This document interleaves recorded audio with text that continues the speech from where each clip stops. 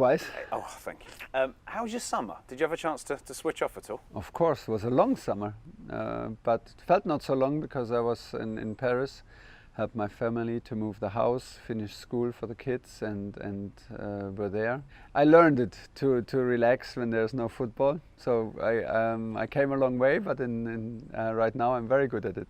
So it was a stressful thing moving house as well, isn't it? Yeah, but my wife took charge of it, so I did not get in the way too much. And I left the responsibilities where they belong. And now it's good that they join, and that they have the same feeling that I have, and they're close to me. This is how it should be, and how we want it to be, and it's good. And it's also nice for me to be back now, and it's a good feeling.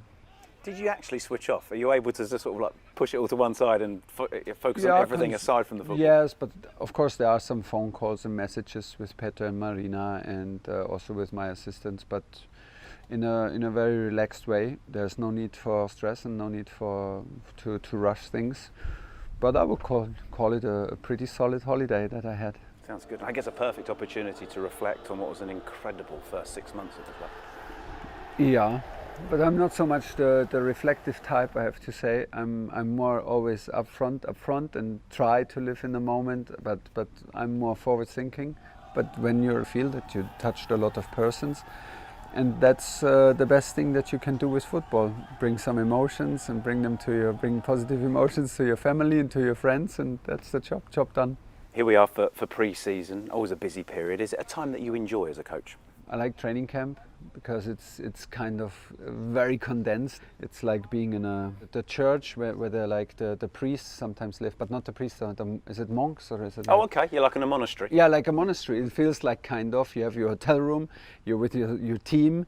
You don't go out. You're just fully focused on planning, on reporting, on controlling, on speaking to the players, and working on the atmosphere, working on the principles of the game. And this is like, yeah, we're all alone here, like without our families, and it's like, yeah, it feels good. It feels so connected to the game. Pretty busy, pretty tiring, but full of energy, and full of energy that we want to create, and hopefully positive energy that you get out of it. I have a big smile on my face every single day, because the group is doing so well in terms of quality, but in terms of atmosphere and devotion and work rate, and this is amazing to be a part of it. Is the attitude and that quality that you spoke of, is that the main thing you look for at this stage of pre-season? We always look for attitude, honestly. What else is there? I mean, they are full of talent, all of them. We look for attitude, and if we hire, we want to hire for attitude, and we have that the bar is high, and the team set the bar high, we set it together high, and this is from where we start, and this is what we demand from ourselves clearly. And the way we approach things was we took care about the process, the daily process. We took care how we are together, when we are together, how do we train, what do we train, and how we live up to it. Do we talk about it or do we do it? And this team did it. I mean, from the very first beginning to the very end. And now is a big part of our job, and my job and the players' job is to forget the success and to restart again. And I demand it from the players, so I demand it from myself. Does it also then give these players an opportunity to impress you at this stage with players coming back later on? Of course, life is full of possibilities, and for these guys this is the possibility, clearly. And I cannot do a promise. I cannot tell anybody after 1 week, you will be a big part in next season's plans. No, but what I really love about these guys, that they're so positive about it, and I have really the feeling they live in the moment, and they take this as an opportunity to enjoy and to be also grateful, and we take full care of them, and then let's see. I have no promise now to make, but of course we look very carefully, and nobody can predict the future, so everything is possible always. You spoke about celebrations, incredible scenes in Porto, obviously after the game. I know that was the last time that we spoke. Can you tell us about the lucky shoes? Because we've got those incredible shots of you pouring drink in the shoes, in the change. Started that. Marcos started drinking out of it. He has a brilliant sense of humor. I was like laughing, like crazy.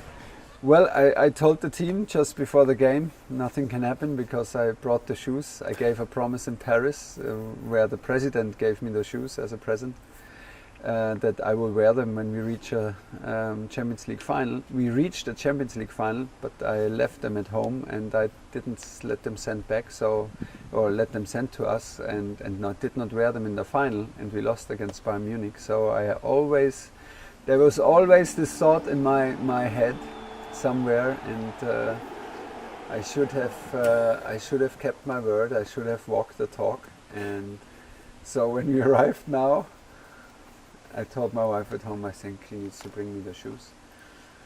And the idea was born, and then I informed my staff, and then we had the very last talk in the dressing room. I explained the situation to my players and told them, if there is one thing I learned from the last final, you have to keep your word, and they should not worry because I wear the lucky shoes today. And okay. Well, perfectly.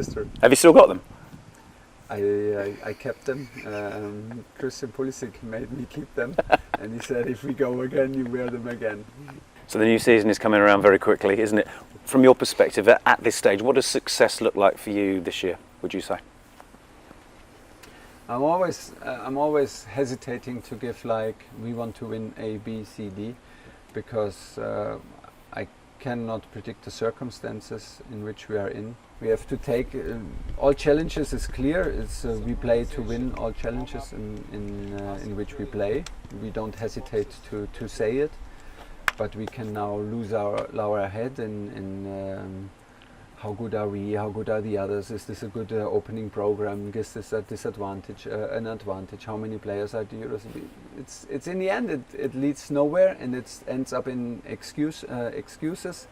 So everything what we want to achieve, we achieve today, because today is the only day that we can influence. So today is the day to achieve our goals, and tomorrow is the next day, and from there we go. I know this is always the same answer, but this is the way.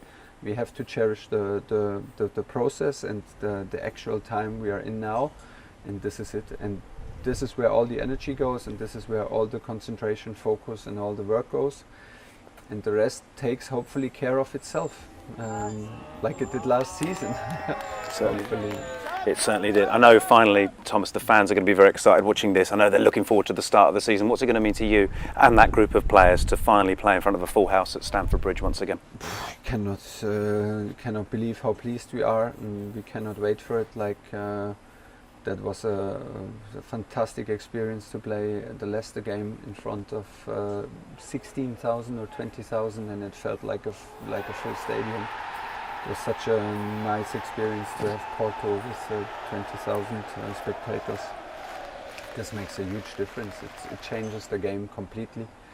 The energy of the game, the intensity, the whole game is a different game.